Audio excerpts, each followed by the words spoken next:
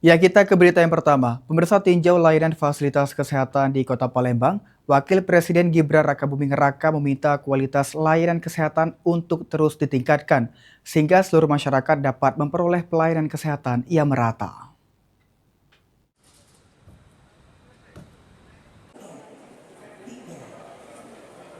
Dalam kunjungan kerjanya ke Kota Palembang, Wakil Presiden RI Gibran Rakabuming Raka meninjau layanan BPJS Kesehatan di Rumah Sakit Umum Daerah Siti Fatimah, Palembang. Pada kesempatan itu, Gibran berdialog langsung dengan masyarakat untuk mendengarkan berbagai keluhan terkait pelayanan kesehatan baik melalui program BPJS Kesehatan maupun layanan kesehatan secara umum.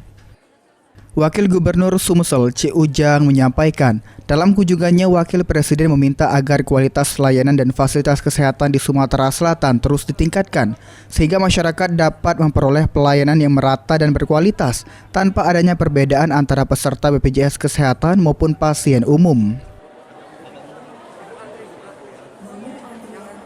Alhamdulillah kita dikunjungi sama Pak Wapres hari ini di Rumah Sakit Siti Fatimah dan sampai ke tempat pemasangan ring. Tapi alhamdulillah Pak dokternya, Pak Dirutnya mendampingi terus dan itu insya kita akan dibantu ya. Jadi saya undang.